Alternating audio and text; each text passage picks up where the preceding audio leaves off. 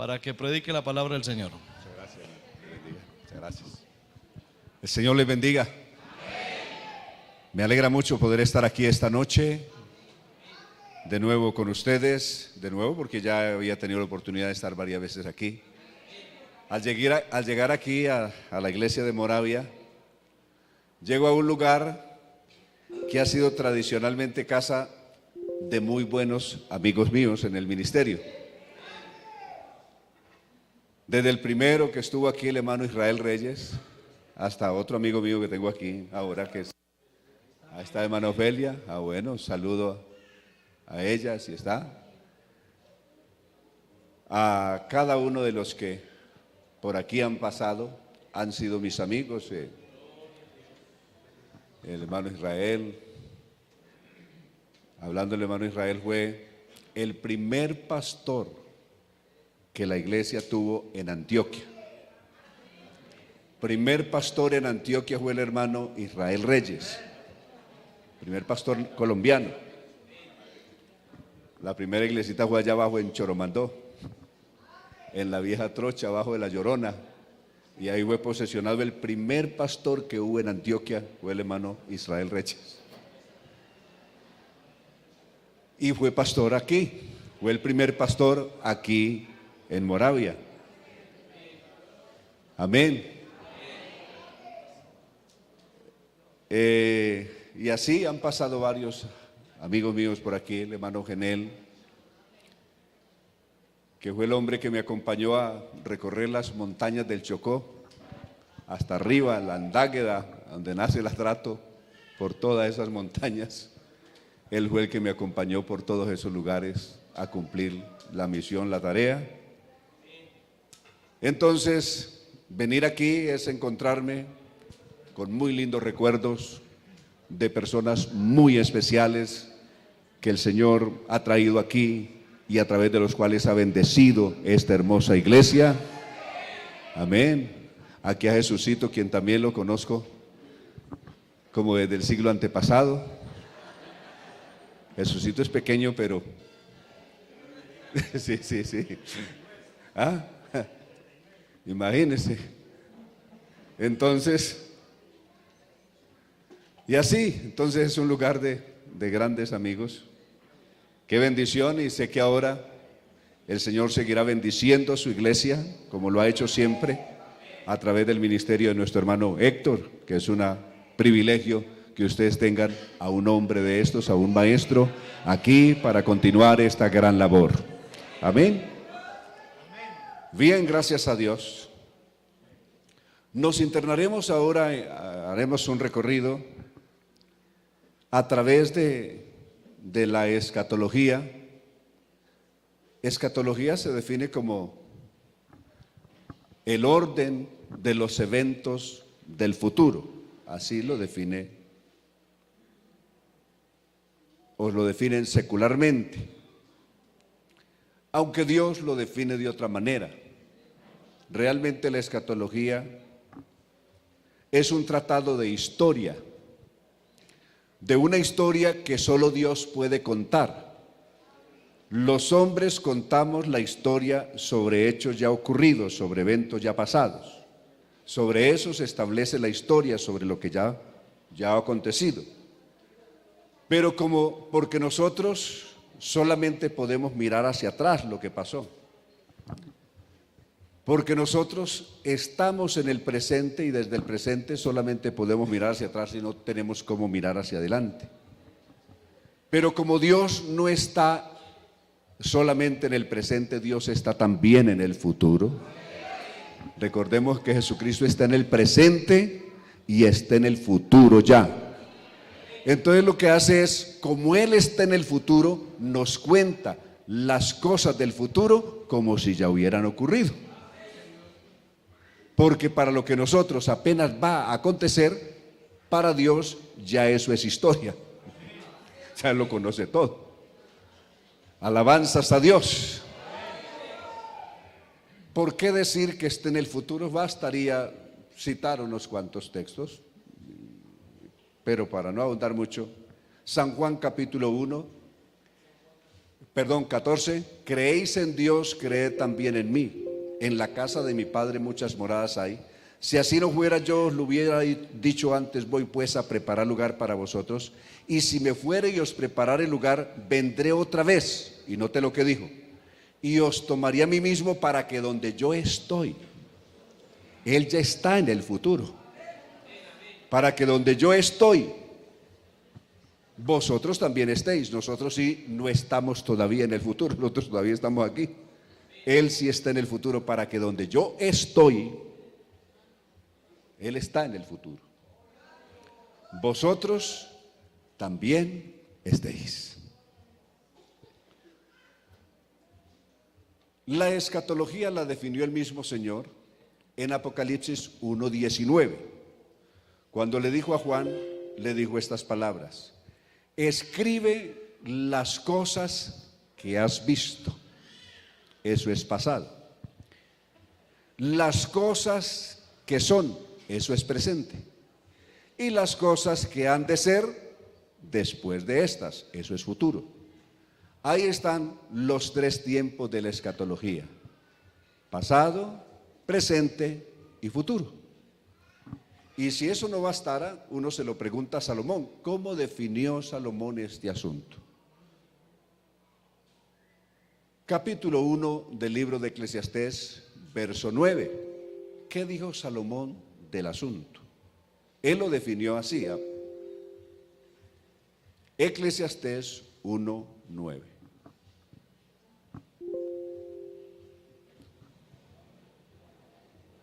Uno nueve, no. Dije mal la cita. ¿Qué es lo que fue? Lo mismo que. ¿Qué es lo que fue? Se pregunta él. Lo mismo que será. ¿Qué es lo que ha sido hecho? Lo mismo que se hará. ¿Y qué dice luego? Para saber lo que va a acontecer en el futuro, es necesario saber qué pasó, qué ocurrió. Porque el orden de los eventos son procesos que comenzaron ya y que están en desarrollo y tienen su culminación en el futuro. Pero hay que saber dónde comenzó ese proceso. Si sabemos dónde comenzó el proceso y cómo se ha desarrollado hasta aquí, podemos más o menos ya prever cómo puede terminar el asunto. Por eso, ¿qué es lo que será? Lo mismo que ya fue. Bien, ya ubicados sobre esto, definiciones y demás, veamos ahora lo siguiente.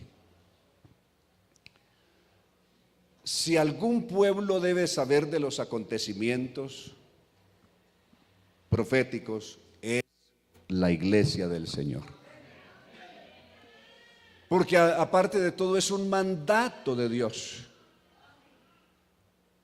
Romanos capítulo 13, verso 11. Observe que es un mandato de Dios. La iglesia, por mandato de Dios, debe saber esto. El saber escatología no es una opción, es un mandato de Dios. ¿Qué dice la Biblia? La noche está avanzada y se acerca el día. Desechemos pues, 11 por favor, el 11. Y esto conociendo el tiempo. ¿Quién debe de conocer el tiempo? La iglesia.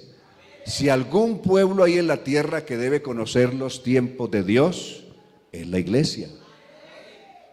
Alabanzas a Dios. Y esto conociendo el tiempo, que es ya hora de levantarnos del sueño. ¿Por qué?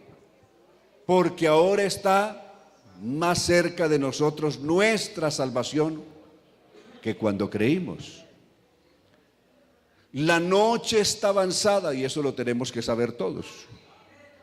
Y se acerca el día. Desechemos pues las obras de las tinieblas y vistámonos de las armas de luz.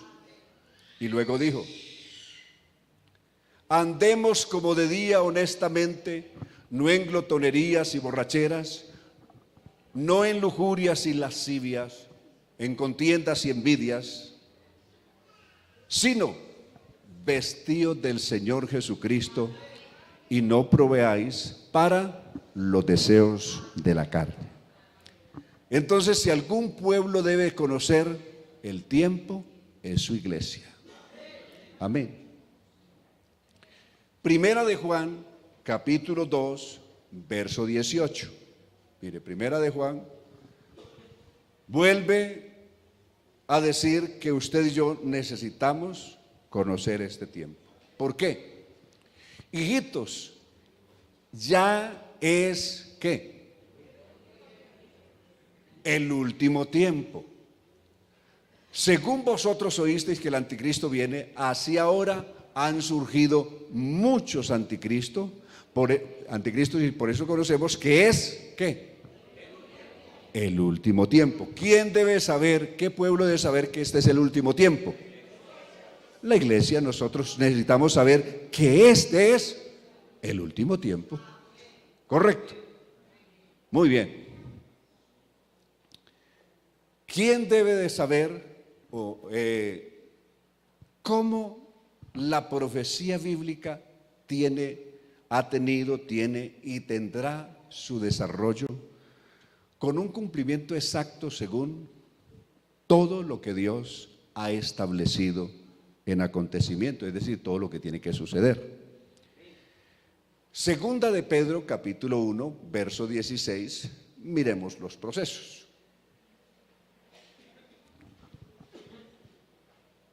Porque no os hemos dado a conocer la venida de nuestro Señor Jesucristo. Note, esto no fue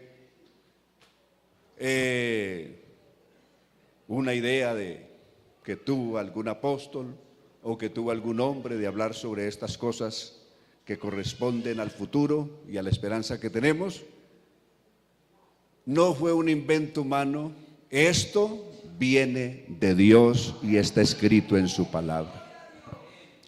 Por eso, porque no os hemos dado a conocer la venida de nuestro Señor Jesucristo, siguiendo fábulas artificiosas de los hombres, sino como habiendo visto con nuestros propios ojos su majestad. Y en este punto Pedro echa su memoria atrás y recuerda cuando subió con Jesús al monte en compañía de Juan y Jacob. Subieron al monte de la transfiguración, donde Jesús se transfiguró delante de ellos, Mateo 17, y cómo vieron su gloria futura. Jesús sube con ellos y en un momento dado, que están ya en la montaña, te recuerdan que una nube los cubrió. En una visión muy hermosa vieron cómo aparecían Moisés, Elías, y dialogaban con Jesús acerca de su partida en Jerusalén, es decir, acerca de los acontecimientos del Calvario. Indicando con esto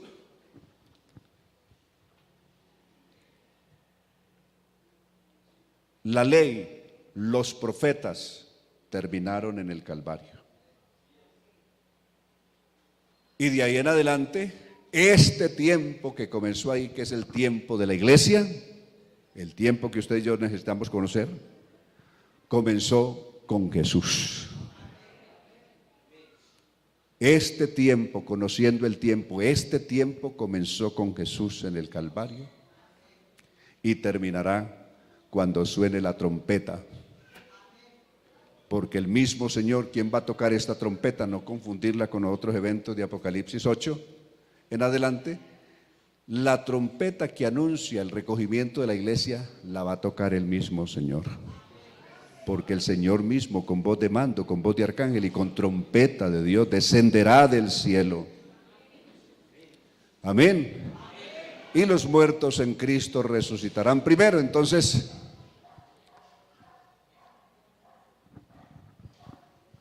comenzó nuestro tiempo con Jesús y termina nuestro tiempo con Jesús en la tierra con el recogimiento de la iglesia. Pero volviendo al asunto que Pedro menciona, recuerda ese hecho, la voz que apareció, dijo: este es mi Hijo amado en quien tengo toda complacencia, a él oíd. Hasta ahí el pueblo había oído a Moisés y había oído a los profetas, pero esa era terminó. Ahora a quien hay que oír es a Jesús, solo a él. Amén. Y al oír a Jesús hay que oír todos estos acontecimientos. Entonces, por eso Pedro está recordando: no os hemos dado a conocer la venida de nuestro Señor Jesucristo siguiendo fábulas artificiosas, sino como habiendo visto con nuestros propios ojos su majestad. ¿En qué tiempo? Cuando estábamos con él en el Monte Santo. Amén. Y luego dice: tenemos también la palabra profética.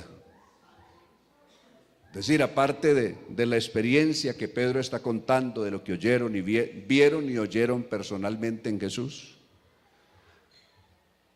como fuente de información existe la fuente más certera de información veraz, que es la palabra. Tenemos también la palabra profética más segura, a la cual hacéis bien en estar atentos como a una antorcha que alumbra en lugar oscuro, hasta que el día esclarezca y el lucero de la mañana salga en vuestros corazones. Porque nunca, eso nunca ha pasado, nunca va a pasar. La profecía ha sido traída por voluntad humana, sino que los santos hombres de Dios hablaron siendo inspirados por el Espíritu Santo. Entonces, esta revelación del recogimiento de la iglesia y todos los eventos hacia el futuro no fue un invento humano, no es parte de la religiosidad humana ni el terrorismo religioso que la gente hace con estos eventos. Dios no hace terrorismo con los acontecimientos, hace terrorismo la gente por ahí, diciendo: si usted sabe lo que va a pasar, el fin de todo este sistema de cosas, Dios le va a cortar la cabeza a todos los impíos. Y llegan hasta las 7 de la mañana a tocarle a la puerta, a anunciarle una noticia tan desastrosa de esas. Eso es terrorismo religioso. Dios no hace terrorismo, Dios informa. Trae una información seria, coherente. Amén. No esas cosas, ni esos sobresaltos. Usted sabe la última revelación y pasan por el WhatsApp y por todas partes, que ya se me acabó de revelar que Juancho Polo II o Juan Pablo II va a resucitar y ese va a ser el anticristo,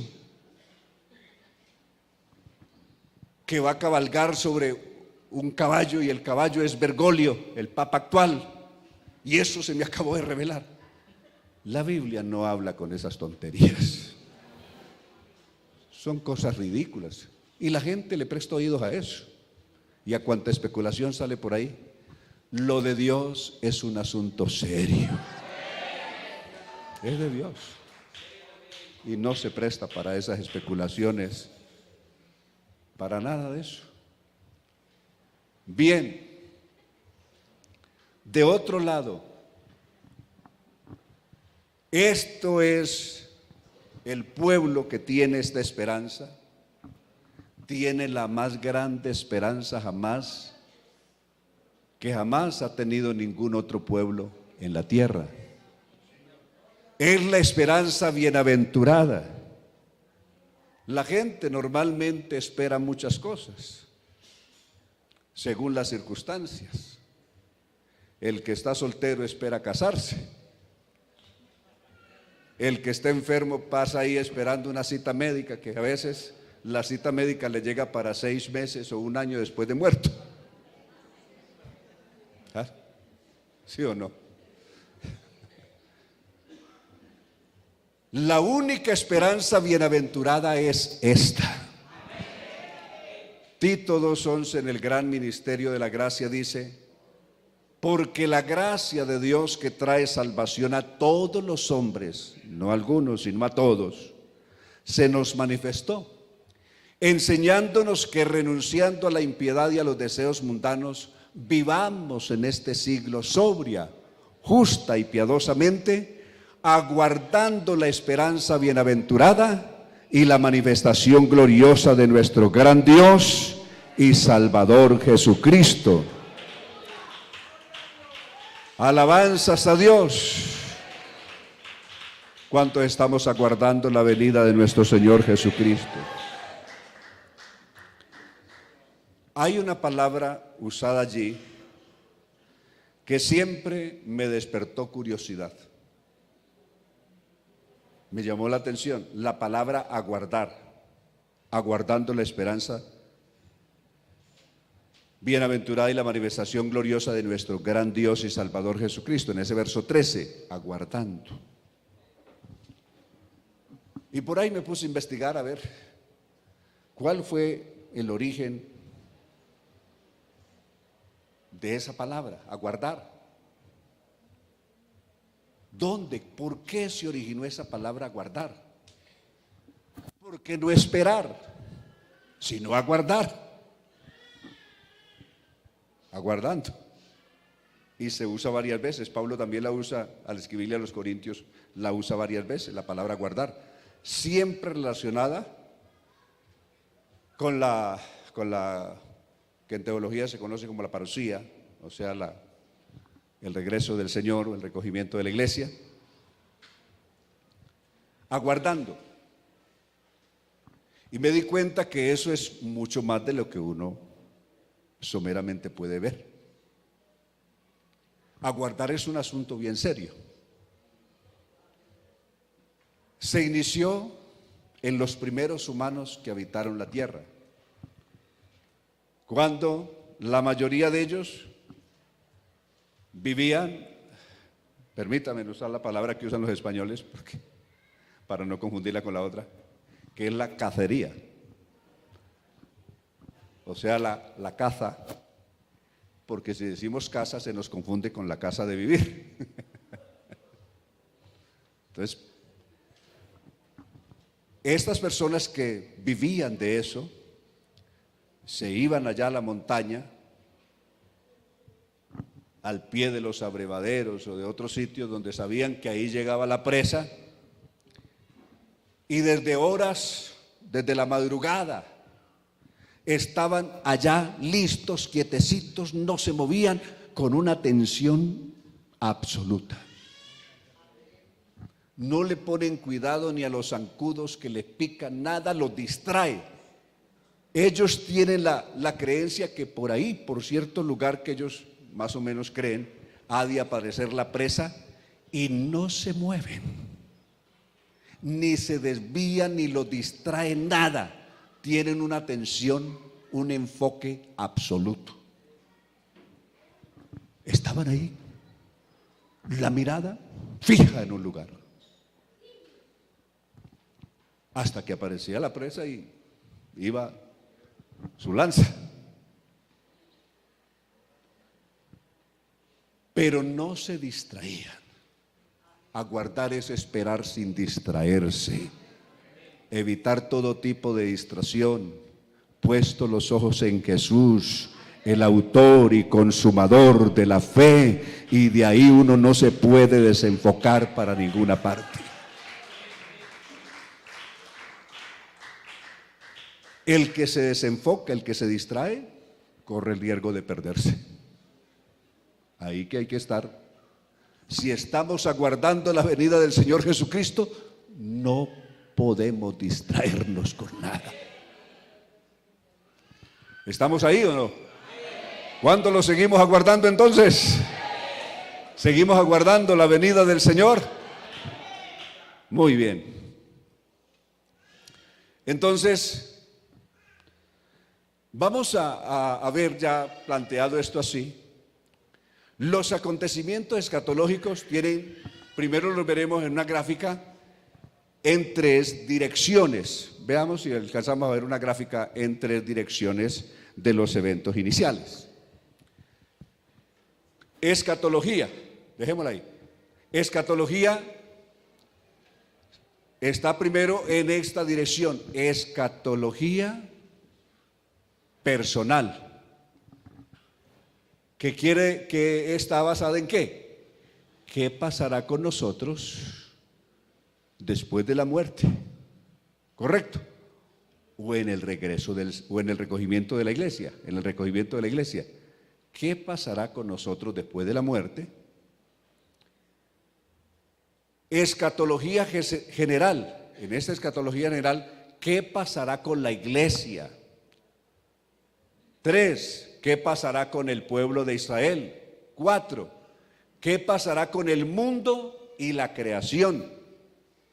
En ese orden. Entonces, en ese orden nos vamos a mover.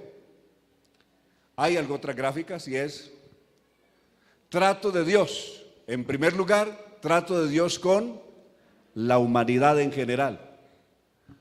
Trato de Dios con Israel en particular. Y trato de Dios con la iglesia. ¿Correcto? Esas, vamos a centrarnos, hay otras gráficas que las vamos a ir desarrollando esta semana en el recorrido. Pero por ahora nos vamos a centrar en estas. Regresémonos a la primera. Escatología personal. ¿Qué ocurre cuando una persona muere? ¿Dónde va? O mejor, ¿dónde están los muertos? Los muertos, ¿dónde están? ¿Están ya en algún lugar de tormento los que no alcanzaron salvación? ¿Están ya en algún lugar de gozo los que durmieron en Cristo? ¿Dónde está cada uno? Porque esto es bueno usted y yo saberlo. Cuando lo sabemos bien, llegamos al final de la vida con mucha más tranquilidad. Recién llegué a Sabaneta, una familia ahí de la iglesia me llamó para que viniera aquí por Boston a visitar la mamá de ellos, cristiana, hacía como 18 años. Estaba muy enferma, pero se aferraba a la vida, que no quería morirse porque ella no sabía para dónde se iba a ir después de morir.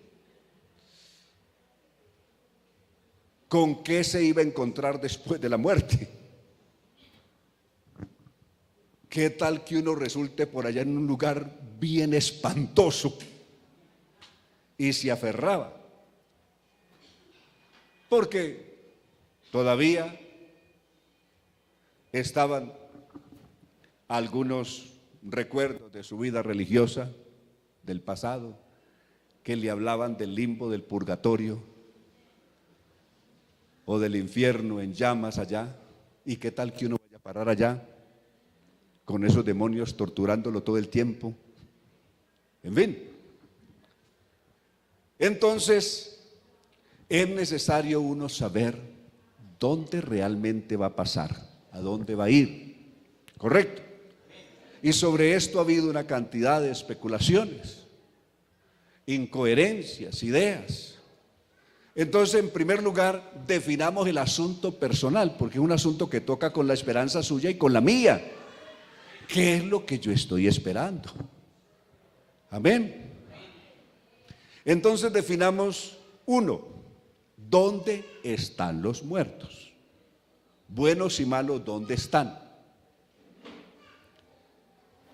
Fue una cuestión que la iglesia tuvo que definir desde sus inicios, porque los griegos, una gran parte de la filosofía griega, de los filósofos griegos, creían que si una persona era de buen vivir, pasaba de esta vida de inmediatamente a un lugar paradisiaco. Pudiera ser que se fuera arriba a la montaña del Olimpo a estar con los dioses, con Zeus y demás. si era buena.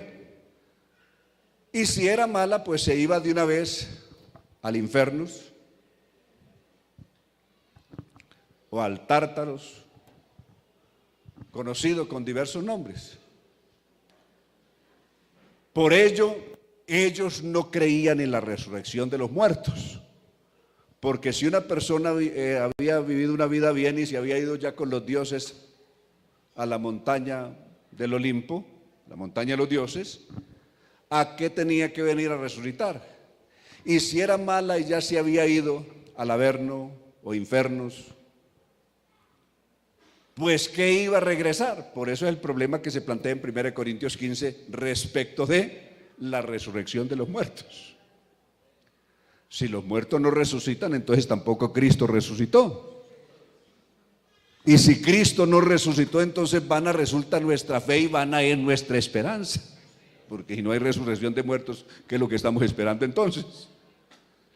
Seríamos dignos de que toda la gente nos dijera pobrecitos, nos tuviera lástima. Pero la prueba irrefutable de que hay resurrección de muertos es que Cristo resucitó.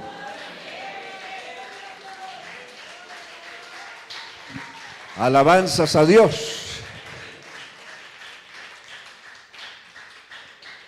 Entonces, ¿dónde van los muertos? ¿Dónde van los muertos?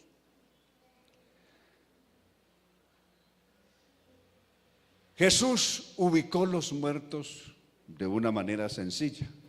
San Juan capítulo 5, verso 28. No os maravilléis de esto, dijo Jesús, porque viene la hora cuando todos los que están, ¿a dónde? ¿Están a dónde? En los sepulcros, oirán la voz del Hijo del Hombre. Los que hicieron lo bueno saldrán a resurrección de vida, y los que hicieron lo malo saldrán a resurrección de condenación. Entonces, ¿dónde ubicó Jesús los muertos? Los ubicó en los sepulcros. Amén. No ubicó los buenos en el cielo, ni los malos en el infierno, ni en el purgatorio, ni en el limbo. Los ubicó a todos en los sepulcros, buenos y malos. Amén. ¿Hasta cuándo estarán allí unos y otros? Hasta la resurrección. Entendiendo sí que los muertos en Cristo resucitarán primero. ¿Resucitarán primero que qué? Que el resto de los otros muertos. 1 Tesalonicenses 4:13. Tampoco queremos, hermanos, que ignoréis acerca de los que duermen, para que no os entristezcáis como los otros que no tienen esperanza. Ciertamente hay una cantidad de personas que mueren, han muerto y mueren sin ninguna esperanza. Diferente de nuestros hermanos que han dormido en esta esperanza gloriosa. Alabanzas a Dios, para que no os entristezcáis como los otros que no tienen esperanza. Porque si creemos que Jesús murió y resucitó, ¿cuántos creemos que Jesús murió y resucitó? Así también traerá Dios con Jesús, ¿a quiénes? ¿A quiénes traerá Dios con Jesús? A los que durmieron en Él. Por lo cual os decimos esto, no en palabras de nosotros, sino en palabra del Señor. Que nosotros los que vivimos, los que hayamos quedado, no nos vamos a adelantar, no precederemos a los que durmieron, a nuestros hermanos que han dormido en Cristo, porque el Señor mismo, con voz de mando, con voz de arcángel y con trompeta de Dios, descenderá del cielo, y los muertos en Cristo, ¿qué pasa con ellos? Resucitan primero. ¿Primero que qué? Que el resto de los muertos. Resucitarán primero. Luego nosotros los que vivimos, los que hayamos quedado, ¿seremos qué? Arrebatados juntamente con ellos en las nubes para recibir al Señor en el aire, y así estaremos siempre. Aleluya.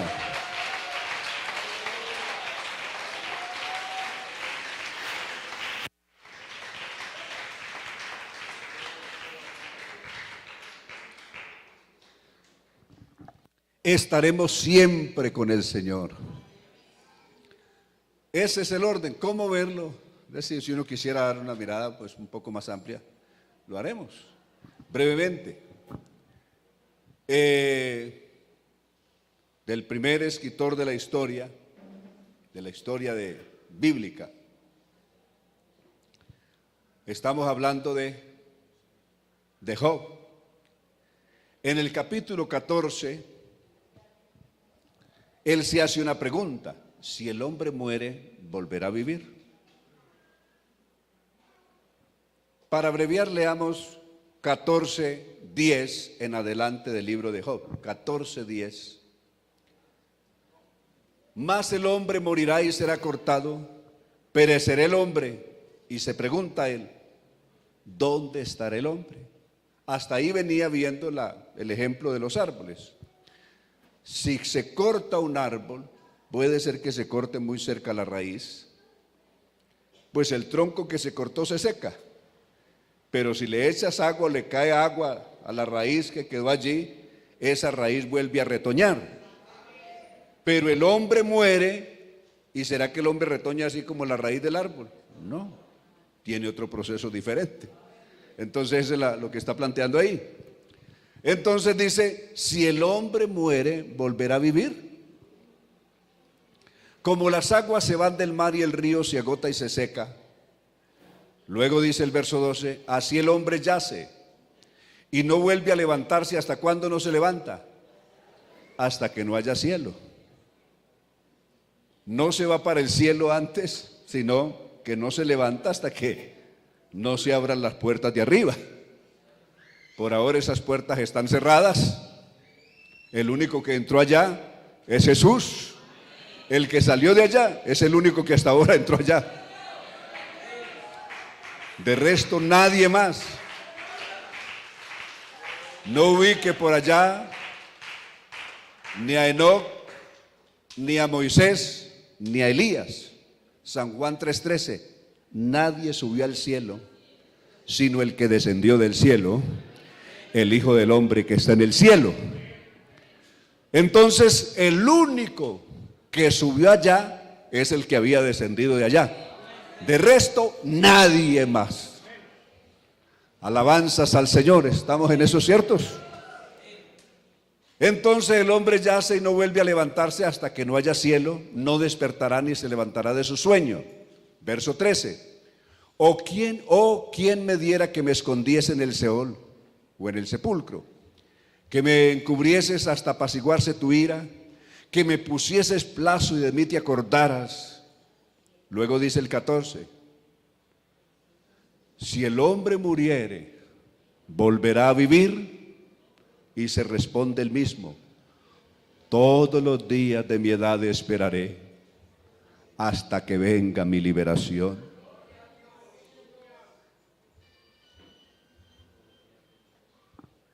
Entonces me llamarás, cuando llegue ese día, me llamarás y yo te responderé, tendrás afecto de la hechura de tus manos. Y en el capítulo 19 del verso 23 en adelante escribió lo siguiente, de su mismo libro. 19:23, quien me diera un deseo ferviente, tiene una esperanza y una seguridad tan grande que no quisiera guardarla para él, ni siquiera para su generación, sino que esto perdurara en las generaciones futuras y todo el mundo llegara a conocer esto. ¿Quién me diese ahora que mis palabras fuesen escritas? ¿Quién diese que se escribiesen en un libro? Verso 24. Que con cincel de hierro y con plomo fuesen esculpidas en piedra para siempre.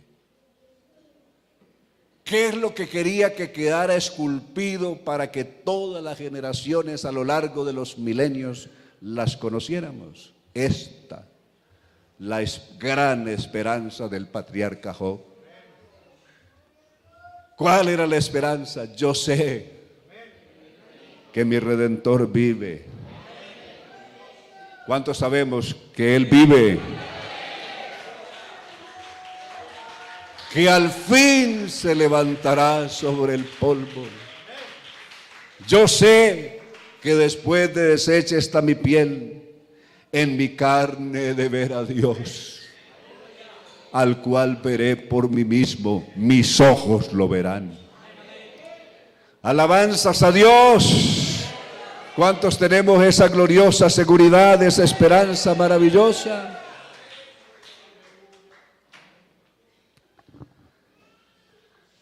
Isaías, cuando habló de esto, dijo lo siguiente, 33:17 de Isaías: tus ojos verán al Rey en su hermosura,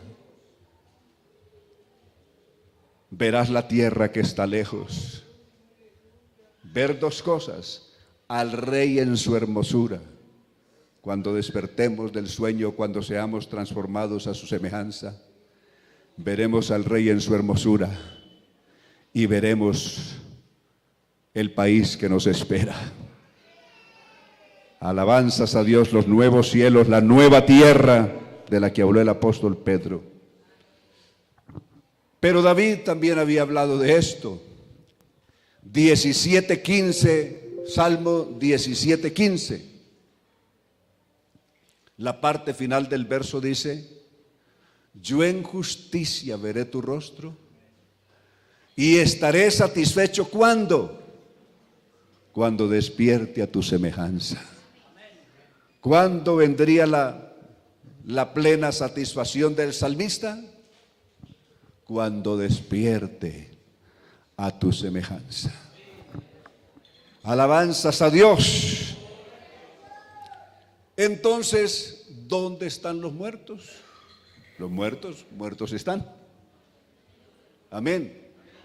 Los únicos que creen que los muertos siguen vivos son los espiritistas y los brujos. Claro. Pero nosotros ni somos espiritistas ni somos brujos. Nosotros creemos fielmente la palabra del Señor. Nosotros tenemos esta gloriosa esperanza. ¿Cómo está esta nuestra esperanza? Primera de Juan capítulo 3. Primera de Juan capítulo 3.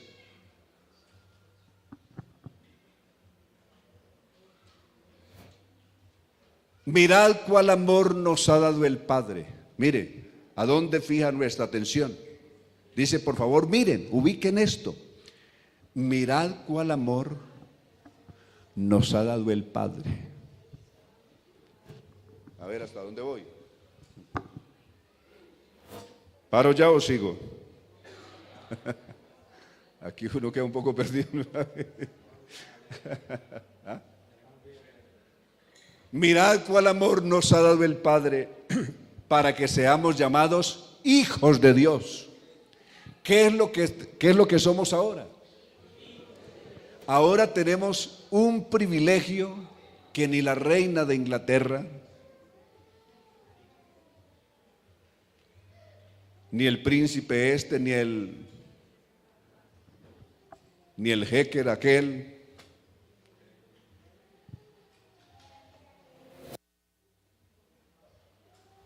nadie tiene, a excepción de que sea un hijo de Dios.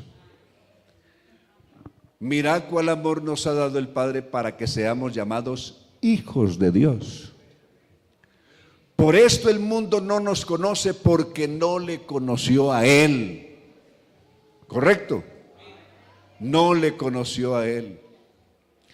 Y el verso 2 dice: amados, mire, la certeza, la seguridad.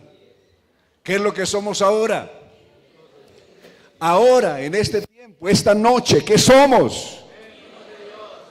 Ahora somos hijos de Dios. Y aún no se ha manifestado lo que hemos de ser, pero sabemos que cuando Él se manifieste, ¿qué pasará? ¿Cuántos tenemos esa seguridad? ¿Qué es lo que va a pasar con nosotros? ¿Qué va a pasar con usted y conmigo cuando Él se manifieste? Grítelo usted. Grítenlo, grítenlo, por favor. Seremos semejantes a Él. ¿Por qué? Porque le veremos tal como Él es. Alabanzas al Señor.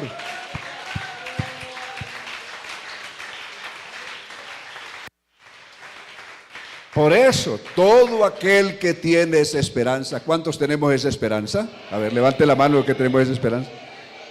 Todo aquel que tiene esta esperanza, ¿qué pasa con él? ¿Qué hace? Se purifica a sí mismo como Él, como Cristo es puro. Alabanzas al Señor. Alabanzas al Señor.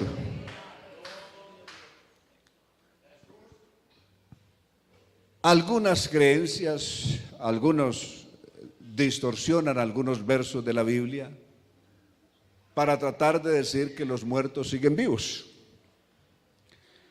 Y dice, pero sí, es que allá recuerdo que Lázaro y Abraham estaban conversando, el rico y Abraham estaban conversando allá en San Lucas 16.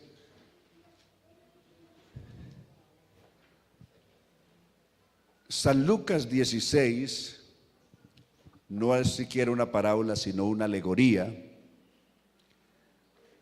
donde es un supuesto. Y si quiere comprobarlo, analice lo siguiente. El pasaje en primer lugar no menciona a Dios para nada. Allí no se menciona a Dios. ¿Qué es lo que Jesús estaba enseñando cuando dio esta parábola o alegoría del rico y Lázaro? Estaba enseñando sobre lo inútil que es para aquellas personas que su esperanza la ponen en lo material, en el materialismo, en las riquezas. ¿Correcto? Entonces Jesús citó dos extremos, los dos extremos más grandes que pueden existir en la humanidad. Cita de un lado al hombre más rico que hipotéticamente pueda llegar a existir en el mundo. Hasta ahora no ha habido ningún rico así. Y al hombre más pobre del mundo. ¿Cómo sería la vida del hombre más rico del mundo? Hacer banquete todos los días, note. No de vez en cuando, sino todos los días con gran esplendidez. ¿A qué rico le alcanzaría el dinero, por más plata que tenga, para hacer un banquete con gran esplendidez? Es decir, contratar todos los días las mejores orquestas, las más costosas del mundo, ¿correcto? Los mejores cantantes, los mejores grupos, las mejores voces, los más famosos del mundo, los mejores chefs del mundo, para hacer una fiesta todos los días, hacer un banquete a ese nivel. Si Pablo Escobar en su tiempo hubiera hecho eso, en 8 días se le había acabado todo, en sus mejores tiempos. Quiere decir que Jesús está citando el caso más extremo de riqueza que puede haber en la tierra. Y del otro lado cita el extremo de mayor pobreza que puede existir en la tierra. Es un hombre que en primer lugar tiene su cuerpo llagado, tal vez en un 90%. En segundo lugar, no hay compasión humana, no existe compasión humana que le haya extendido una mano para darle un pedazo de pan, ni siquiera abrigo. ¿Dónde tiene que acudir? A la puerta del rico, donde de pronto algún comensal lanza un pedazo de pan a la calle y él salir a pelearse con los perros por conseguir una harina de pan. ¿Ah? Es tal el hambre, es tal la pobreza, que vive entre los perros callejeros, no entre los perros de ahora que viven mejor que que el niño de la casa, sino está citando Jesús los perros callejeros,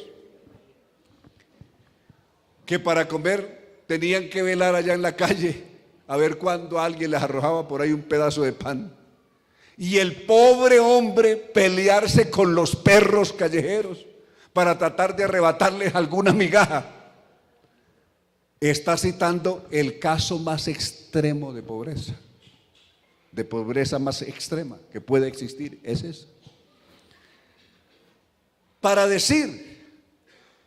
luego ubicar, después de la muerte, ¿quién tiene más? ¿El que es rico, sus riquezas lo acompañarán después de muerto? ¿O ya se le acabó todo? Y el Hijo de Dios, el justo, más pobre económicamente que exista en la tierra, ¿será que esa pobreza lo va a acompañar de ahí también, después de la muerte, de ahí para allá? ¿Va a seguir siendo ese pobre, miserable, arruinado? Pues no. Cuando murió el más pobre del mundo, una embajada de ángeles se movilizó por él. Cuando murió el más rico del mundo, nadie movió un dedo. Aleluya. Así de sencillo. El diálogo es hipotético. Póngale cuidado. Dice que el rico, estando en tormentos, vio a Abraham de lejos y a Lázaro en su seno. Note que es una cuestión, simplemente una figura literaria. ¿Dónde está Abraham? Si Lázaro está en el seno de Abraham, ¿dónde está Abraham? Ubiquemos dónde está Abraham. Si ubicamos dónde está Abraham, ubicamos dónde está Lázaro. ¿Correcto? Porque si Lázaro estaba en el seno de Abraham, entonces ubicamos a través de la Biblia dónde está Abraham hasta hoy. Hebreos capítulo 11, verso 8 en adelante. Veamos dónde está Abraham.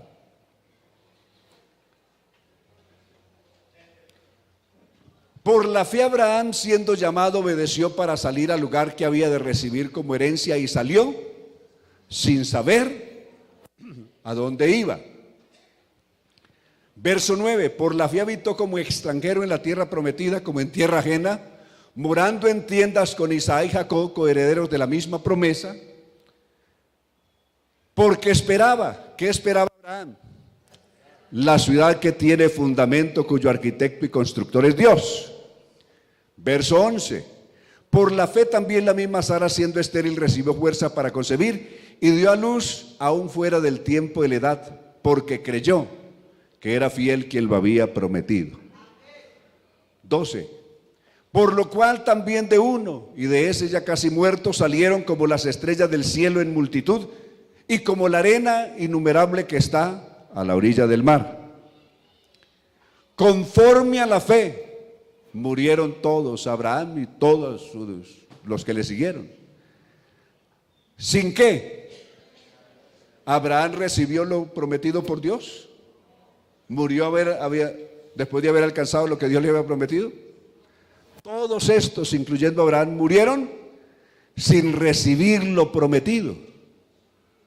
¿Qué fue lo que los acompañó? Es decir, ¿qué los fortaleció y llegar con gozo hasta la muerte? Esto, sino mirándolo de lejos y creyéndolo, saludándolo y confesando que eran ¿qué?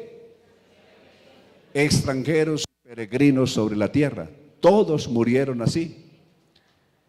Porque lo que de estos dicen claramente dan a entender que buscan una patria. Pues si hubiesen estado pensando en aquella de donde salieron, ciertamente tenían tiempo de volver. Pero anhelaban una mejor, esto es celestial. Por lo cual Dios no se avergüenza de llamarse Dios de ellos, porque les ha preparado futuro una ciudad, pero ellos murieron sin alcanzarla. Entonces, si Abraham no murió sin alcanzar lo prometido, ¿dónde está Abraham? En el sepulcro, simplemente en el sepulcro. Y si Abraham está en el sepulcro y Lázaro está en el seno de Abraham, entonces ¿dónde está? En el sepulcro también. Correcto.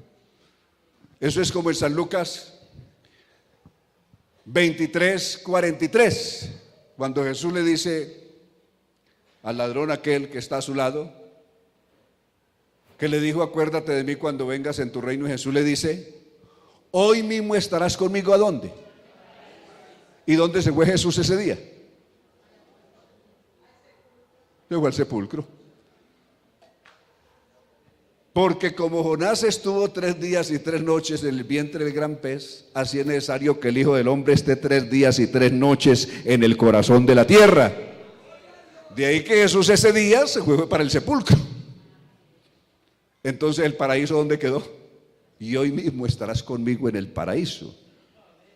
El seno de Abraham o el paraíso simplemente descansar en esa esperanza gloriosa que usted también y yo tenemos hoy, esa esperanza bienaventurada.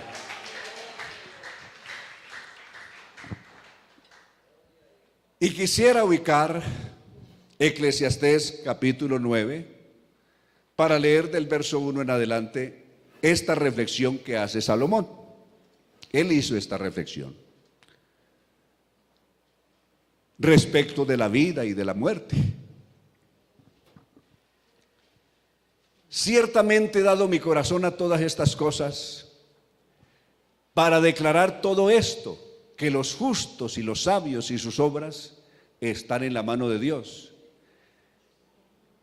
Que sea su amor o que sea su odio, no lo saben los hombres, todo está delante de ellos. 2, todo acontece de la misma manera a todos. Un mismo suceso ocurre al justo y al impío, al bueno, al impío y al limpio y al no limpio, al que sacrifica y al que no sacrifica, como al bueno, así al que peca, al que jura, como al que teme el juramento.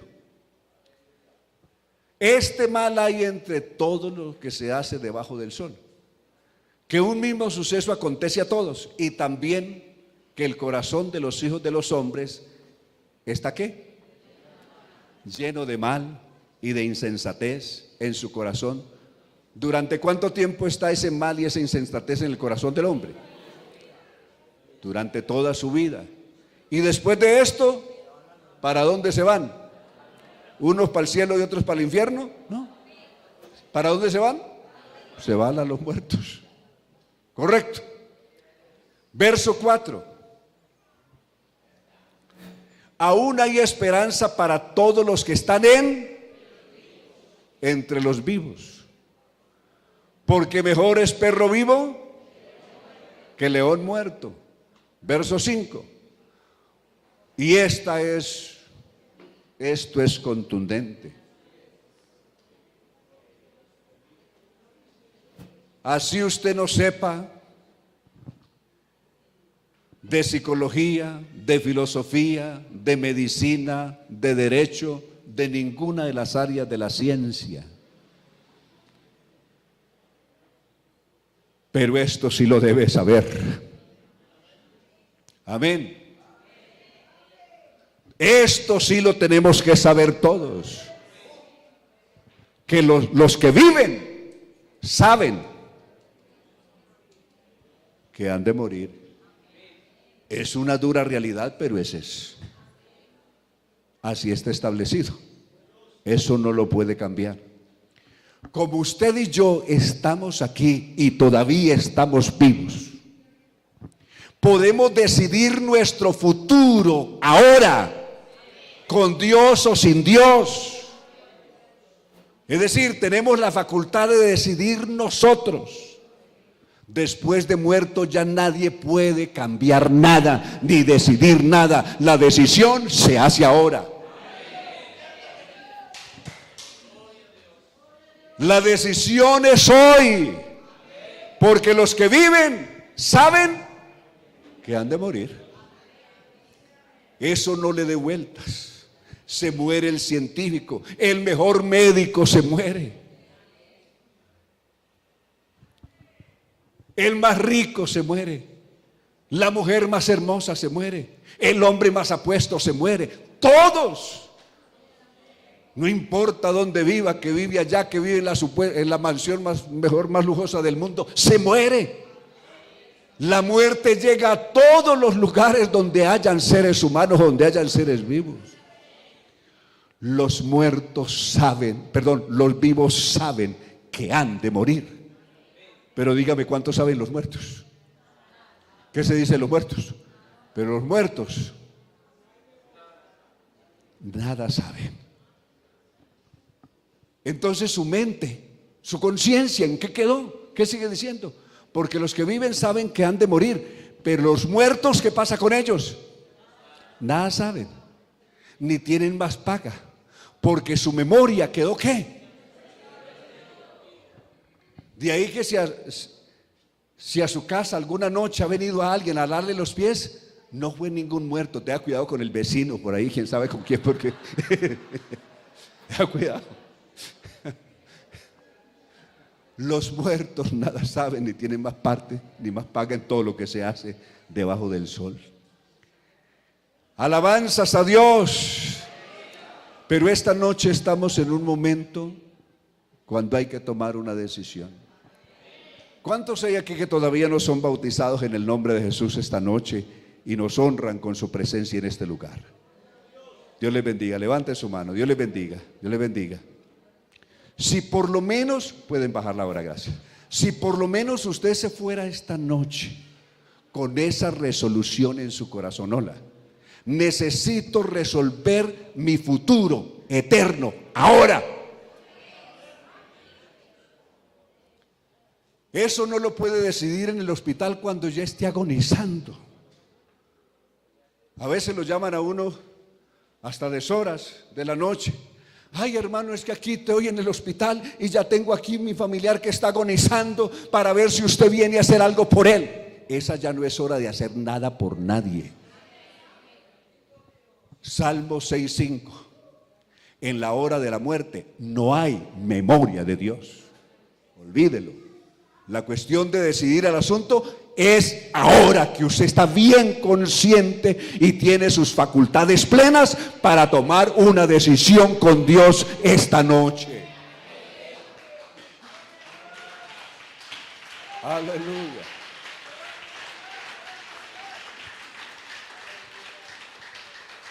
¿Cuántos de los que aquí estamos sabemos que vamos a morir? Que eso es no hay cómo negarlo, no hay cómo evitarlo, es un asunto inevitable. La muerte no viene porque uno quiera, la muerte viene porque está establecido para todo ser humano que muere una sola vez y después de eso, el juicio. Aleluya. Esta noche, usted, mi hermano, que estamos aquí, es tiempo de estar preparados. No es cuestión de, sí, yo voy a ir preparándome. Muchas personas uno encuentra y dice, hermano, yo me voy a ir preparando ahí poco a poco. Y no saben que el cementerio expide órdenes de captura a toda hora. Que cuando él llegó, pensó, cuando menos lo pensaba, le llega una orden de captura del cementerio. Y eso no tiene reversa. Ahí no hay abogado que sirva, póngale el abogado que quiera, pague el dinero que quiera si lo tiene, y eso no tiene reversa. Cuando llega una orden de captura del cementerio, hay que cumplirla. ¿Sí o no? Pero esta noche todavía usted y yo tenemos ese privilegio. Los que viven tienen este privilegio, saben que han de morir. Alabanzas a Dios. Por lo tanto, sabiamente deben de tomar la decisión correcta con Dios. arreglar sus cuentas con Dios, reconciliarse con Dios, volverse a Dios, convertirse a Dios. Aleluya. Y usted, mi hermano, que tenemos esta esperanza, tener las cuenticas al día. Llega esa orden de captura esta noche. ¿Ah? ¿Y qué pasa? Voy a invitarles a orar. Por ahora vamos a dejarlo hasta ahí. Vamos a invitarles a orar. Mañana veremos escatología general y lo que tiene que ver con el jueves con mucho respeto con el pastor y con los organizadores del programa. Quisiera sugerirles una cosa que siempre se ha hecho en los diversos lugares del país donde vengo realizando, pues, por la gracia de Dios, estos seminarios. Dedico una sección a preguntas y respuestas. ¿Cuántos estarían de acuerdo que el viernes, la sección del viernes, lo hagamos en preguntas y respuestas? Y ustedes van a estar escribiendo sus preguntas, los organizadores, el comité organizador, ¿quiénes son? ¿Quiénes son los organizadores? Está la hermana. Reciben las preguntas por escrito y las tenemos aquí. Desde hoy hasta el viernes usted puede escribir su pregunta. Ay, es que yo quisiera saber aquello. Es que a mí no me quedó bien claro aquello. Si mi suegra, que se murió hace unos años, todavía puede venir a molestarme, o porque está viva o está muerta realmente.